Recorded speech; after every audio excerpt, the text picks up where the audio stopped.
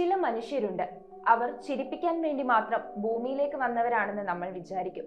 പക്ഷേ ആ ചിരികൾക്കിടയിൽ ഒളിപ്പിച്ചു വെച്ച വലിയൊരു സങ്കടക്കടലുണ്ടായിരുന്നുവെന്ന് നമ്മൾ അറിയുന്നത് അവർ നമ്മളെ വിട്ട് പിരിയുമ്പോഴായിരിക്കും. ഇന്ന് മലയാള സിനിമയുടെ മുഖത്താരും മായ്ക്കാത്ത ഒരു ചിരിയാണ് നിലച്ചിരിക്കുന്നത്. സലീം കുമാർ. ഇത്തവണ മഴ നേരത്തെ എത്തും. പാലക്കാട് താൻ എന്താ കാണിക്കുന്നത്? എന്റെ മാതൃഭൂമിയുടെ നന്ദി പോലോ. മണവാളന്റെ കുസൃതി ചിരികളാൽ മായാജാലം തീർത്തവൻ, പ്യാരിയുടെ തമാശകളിൽ ആനന്ദം പകർന്നവൻ, CID മൂസയിലെ വട്ടൻ വേഷങ്ങൾ തന്നവൻ, പാണ്ടിപ്പടയിൽ ചിരിയുടെ പൂരം തീർത്തവൻ. അങ്ങനെ എണ്ണിയാൽ ഒടുങ്ങാത്ത എത്രയെത്ര സിനിമകൾ.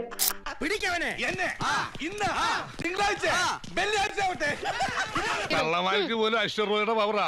പിന്നെ ഈ അവിവാഹിതർ എങ്ങനെയൊന്നും എന്റർടൈൻ ചെയ്യും? ഇപ്പോഴാ ഓർത്തത്, ബാത്റൂമിൽ പോയില്ല.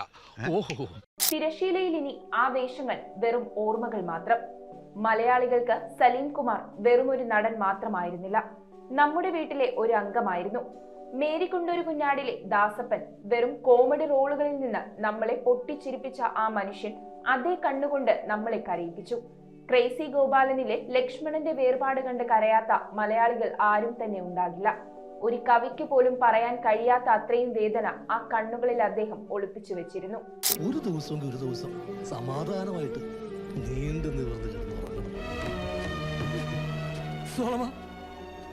അവന്റെ അളവിനുള്ളത് കിട്ടി, എന്റെ മോന്റെ അളവിനുള്ള പെട്ടി കിട്ടി. നാഷണൽ അവാർഡ് കയ്യിൽ കിട്ടുമ്പോൾ ആ മനുഷ്യൻ കാണിച്ച വിനയവും ഒടുവിൽ നമ്മളെയെല്ലാം വിട്ടുപോകും മുൻപ് അദ്ദേഹം തന്ന ആ ചിരിയുമെല്ലാം ഇനിയൊരു ഓർമ്മ മാത്രമാണ്. ഒന്ന് കാണാൻ കൊതിച്ച, ഇനിയും ഒരുപാട് ചിരിക്കാൻ ബാക്കി വെച്ച ആ മനുഷ്യൻ ഇന്ന് നമ്മളോടായി വിട പറയുകയാണ്.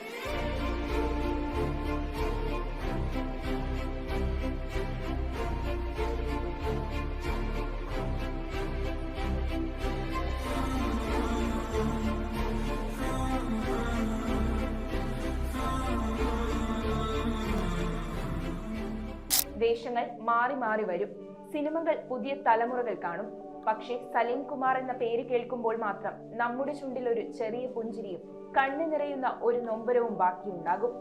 ജീവിതം എന്ന വലിയ തിരക്കഥയിലെ അവസാനത്തെ സീനും പൂർത്തിയാക്കി അദ്ദേഹം പടിയിറങ്ങുകയാണ്.